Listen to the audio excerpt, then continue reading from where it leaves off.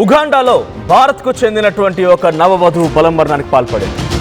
కర్ణాటకలోని హుస్పేటకు చెందినటువంటి 24 ఏళ్ల బిందు భర్త ఉగాండాలో ఓ ప్రైవేట్ ఉద్యోగం చేస్తున్నాడు. సో హోస్పేట కర్ణాటకకు సంబంధించిన అమ్మాయి, 24 ఏళ్ల అమ్మాయి, ఇక్కడ ఫోటోలో కనిపిస్తున్నటువంటి అమ్మాయి.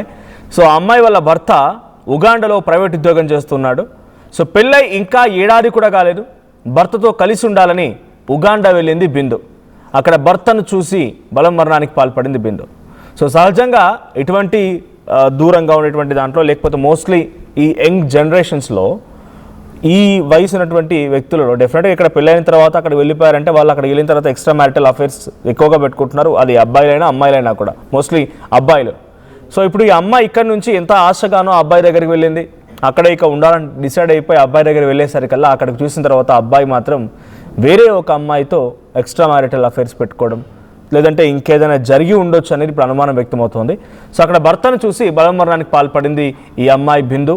సో తల్లిదండ్రులకి ఉగాండా నుంచి పోలీసులు ఫోన్ చేశారు. బిందు చనిపోయిందని చెప్పారు. బిందు మృతికి ఇంకా కారణాలు ఆరా తీస్తున్నారు పోలీసులు. ఇక ఉగాండా నుంచి ఈరోజు సొంతూరికి బిందు మృతదేహం రాబోతోంది. సో మీకు కనుక గుర్తుండుంటే తెలుగు స్టేట్స్లో మొన్నటి వరకు జరిగిన చర్చ రాధా గాయత్రి శ్రీచరణ్. సో వీళ్ళు ఒక దగ్గర పరిచయం అయ్యారు. ఆ పరిచయం కాస్త వారిద్దరి మధ్య పెళ్లి వరకు దారితీసింది. పెళ్లి చేసుకున్నారు. సో సుమారుగా పెళ్ళి కూడా 2025 నవంబర్లో పెళ్ళి అయితే ఇప్పుడు ఆల్మోస్ట్ ఈ మధ్య కాలం వరకు కూడా వాళ్ళు ఎక్కువగా కలిసి ఉంది. ఒక 1 వీక్ హార్డ్లీ 10 డేస్ అంతే. ఎందుకంటే ఆ అబ్బాయి ఉద్యోగం చేస్తాడు, ఆ అమ్మాయి కూడా ఉద్యోగం చేస్తూ ఉంటుంది. సో రీసెంట్గా వాళ్ళు ఒక ట్రిప్కి వెళ్ళాలనుకున్నారు. రిషికేష్ వెళ్ళారు. రిషికేష్ నుంచి ముస్సోరి వెళ్ళి ముస్సోరిలో ఒక స్టేలో ఆ అమ్మాయి చనిపోయింది. కారణం ఏంటంటే శ్రీచరణ్ దీన్ని కంప్లీట్గా ఒక ఏదో ఇబ్బంది అయింది, అనారోగ్య సమస్యను, లేకపోతే బ్రెయిన్ స్ట్రోక్ అన్నట్టుగా శ్రీచరణ్ చెప్తున్నాడు. కానీ అటు తల్లిదండ్రులు మాత్రం ముమ్మాటికి శ్రీచరణ్ చేసి ఉంటాడు. దానికి తగ్గట్టు కొన్ని ఆధారాలు ఏంటి, వాళ్ళు వీడియో కాల్ చేసి స్క్రీన్ రికార్డ్ చేయడం రకరకాలుగా చెప్తున్నారు. సో ఇక్కడ ఈ ఇన్సిడెంట్లో శ్రీచరణే తమ కుమార్తెను చంపాడనేది రాధా గాయత్రి తండ్రి సుధాకర్ అండ్ ఆ తల్లి చెప్తున్నమాట. మరి రాధా గాయత్రి తండ్రి ఆరోపిస్తున్నట్టుగా రాధా గాయత్రి తండ్రి వాళ్ళ మాటలు వింటున్నట్టుగా ఇక్కడ కూడా బిందు అనేటువంటి ఈ అమ్మాయి జరిగిన సంఘటనలో అటువంటి మాదిరిగానే భర్తే ఏదైనా చేశాడా, లేదు నిజంగానే అమ్మాయి బలమరణానికి పాల్పడిందా అనేది ఎట్ టు బి నోన్, ఇంకా తెలియాల్సి ఉంది. బట్ ఇక్కడ చూస్తుంటే ఈ అమ్మాయి మాత్రం అక్కడికి ఎంతగా ఆశలు పెట్టుకుందో, దేశం వెళ్ళి అక్కడెక్కడో నా భర్త ప్రైవేట్ ఉద్యోగం చేస్తున్నాడని చెప్పి ఆ అబ్బాయిని తలుచుకొని అక్కడికి వెళ్ళిపోయారు. అక్కడికి వెళ్ళిన తర్వాత ఒక్కసారిగా ఆ అబ్బాయి ప్రవర్తన, ఆయన తీరు చూడగానే షాక్ గురైంది. సో ఇది బయటకు చెప్తున్నమాట. కానీ నిజంగానే ఆ అమ్మాయి షాక్ గురైపోయి నిజంగానే వాడేదో ఎక్స్ట్రా మ్యారిటల్ అఫైర్స్ పెట్టుకుంటే ఈ రకంగా చనిపోతుందా, ఈ రకంగా తను ఒక తప్పుడు ఆలోచనకు వెళ్తుందా అనేది ఒక క్వశ్చన్ మార్క్. షీఈ్ యంగ్ అమ్మాయి. ఈ జనరేషన్లో డెఫినెట్గా అంత స్థైర్యం ఉండి అవసరమైతే వీడు కాకపోతే వీడు అంతు తేలుస్తా, వీడిని కోర్టుకి ఈడుస్తా, లేకపోతే ఎంక్వైరీ చేస్తా అనే రకంగా ఛాలెంజ్ చేసే వాళ్ళే ఉన్నారు. కానీ సో ఇంతలా తను ఆలోచించి ఉంటుందా, దీని వెనుక అక్కడ ఆ భర్త యొక్క కుట్రేదని దాగి ఉందా అనేది చూడాలి. సో ఈ మధ్య కాలంలో ఇవి తరచుగా జరుగుతూనే ఉన్నాయి. 1-2 చాలా అంశాలు ఇలా జరుగుతూనే ఉన్నాయి. అయితేనేమో అబ్బాయిని చంపేయాలి, లేదంటే అమ్మాయిని చంపేయాలి, లేకపోతే ఇంకేదైనా వింతలు విడ్డూరాలు, ఒక ప్రియుడితో కలిసి ప్రియురాలని హతమార్చిందని రకరకాల. అంతేందుకు తెలుగు స్టేట్స్లో మొన్న తన ప్రియుడు ఆ అబ్బాయి నచ్చట్లేదు అన్నాడని చెప్పి తన కన్న బిడ్డనే చంపడానికి ఆ ప్రియుడికి ఇచ్చింది ఓ తల్లి. 3 సంవత్సరాల బాబు కన్న కొడుకునే డైరెక్ట్గా తన ప్రియుడికి ఇచ్చి తన ప్రియుడికి నచ్చట్లేదని చెప్పి చంపడానికి అంగీకరించింది ఓ తల్లి. గతంలో కూడా ఒకటి మోజులో పడిపోయి 3 పిల్లల తల్లి 10th క్లాస్ గెట్ టుగెదర్కి పోయి బటాన్చేరులో ఆ 10th క్లాస్ గెట్ టుగెదర్ సంబంధించిన అంశంలో వాడు పాత బాయ్ ఫ్రెండ్ కలిశాడని చెప్పి 3 పిల్లల్ని చంపేసింది. 1-2 ఇలా చెప్పుకుంటూ పోతే చాలా ఉన్నాయి. భారతదేశంలో ఇలాంటి అనేకంగా జరుగుతూ ఉన్నాయి.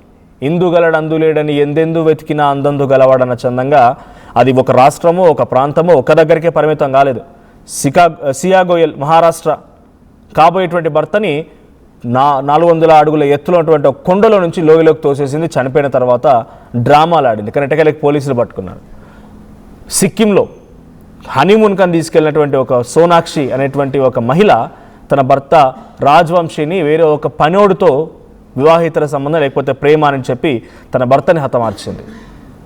సేమ్ ఇదే ఇన్సిడెంట్ మన తెలుగు రాష్ట్రంలో ఐశ్వర్య అనేటువంటి ఒక అమ్మాయి ఆంధ్రప్రదేశ్ సంబంధించినటువంటి కర్నూలు ప్రాంతంలో ఒక బ్యాంక్ ఉద్యోగం చేస్తున్నటువంటి వ్యక్తిని ప్రేమించి అటు తల్లి బిడ్డలు ఇద్దరు కూడా ఒక్కనే ప్రేమించారు. అదేందో విడ్డూరం. ఐశ్వర్య అనే అమ్మాయి ఒక సర్వేయర్ని గద్వాల్లో హతమార్చింది ఒక పక్కా ప్లాన్ ప్రకారంగా. ఇలా ఒకటా రెండా చాలా జరుగుతున్నాయి. ఇక్కడ కర్ణాటకలో జరిగిన సంఘటన విషయంలో కూడా ఇప్పుడు అనేక అనుమానాలు వ్యక్తమవుతున్నాయి. హౌస్పేటలో ఉన్నటువంటి తమ తల్లిదండ్రులు, ఈ అమ్మాయి వాళ్ళ తల్లిదండ్రులు, బిందు తల్లిదండ్రులు ఇప్పుడు ఆవేదన వ్యక్తం చేస్తున్నారు. పోలీసులు కూడా ఫిర్యాదు చేసినట్టు తెలుస్తోంది. అటు ఉగాండా దేశంగాని దేశం ఎక్కడికో వెళ్ళి తన కూతురు ఒకడిని నమ్మి పెళ్లి చేసి పంపిస్తే అక్కడికి వెళ్ళిన తర్వాత తన కూతురు ఈ రకంగా దుర్మార్గానికి పాల్పడింది, ఈ రకంగా తన ఒక తప్పుడు ఆలోచనకు వెళ్ళిందని వాళ్ళ తల్లిదండ్రులు అనుకోవడం లేదు. ఇది ముమ్మాటికి వాడి దుశ్చర్య, వాడు చేసినటువంటి ఒక కారణంగానే అమ్మాయి చనిపోయింది, వాడే దీనికి కారణం, వాడే చంపి ఉంటాడనేది హౌస్పేట్లో, కర్ణాటకలోని హౌస్పేట్లో ఈ తల్లిదండ్రులు చెప్తున్నమాట.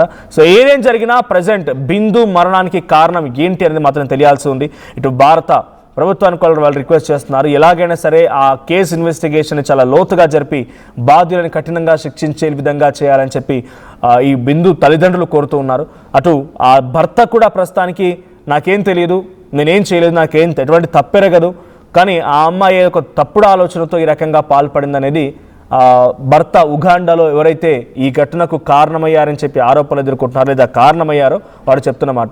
ఏదేం జరిగినా ఉగాండాలో భారత్కు చెందినటువంటి ఒక నవవధు బలమరణానికి సంబంధించిన సంఘటన ఒక్కసారిగా షాక్కు గురి చేసింది.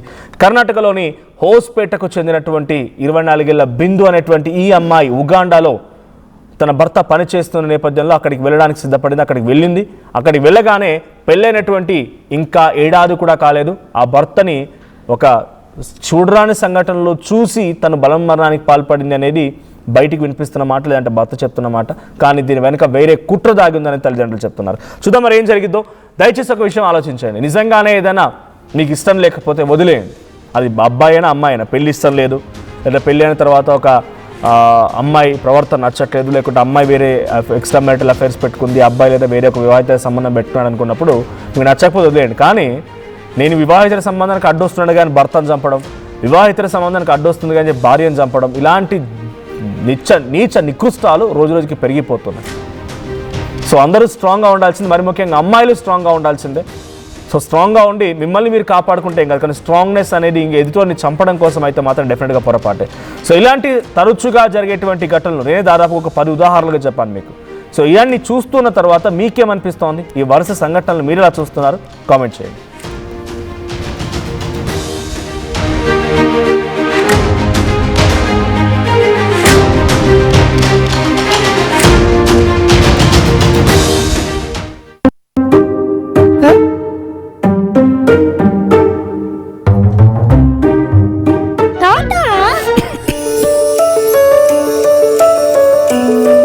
జలుబు, తలనొప్పి, నడుము నొప్పి, మోకాళ్ల నొప్పులు లాంటి లక్షణాల నుండి ఉపశమనానికి శాస్త్రిబా, trusted by millions since 1992.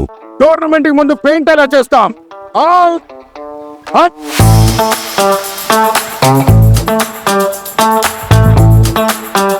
Plan అయితే చాలా బాగుంది సార్, స్టేడియం పరిస్థితి చూడండి.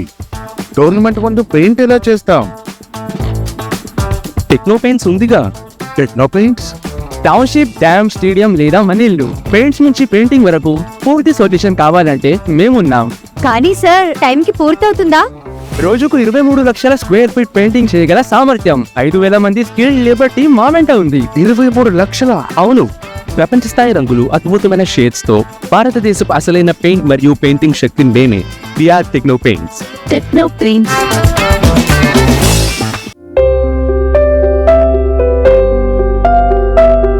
చిన్న చిన్న ఆనందాలు 35 ఏళ్లుగా నా జీవితంలో లేవు. 35 ఏళ్లుగా నేను డైపర్లలో బ్రతికాను. 6 సెంటీమీటర్ల ఫిస్టులా నా మూత్రాశయంలో లీక్ కారణమైంది. ఎవరూ నాకు సహాయం చేయలేకపోయారు.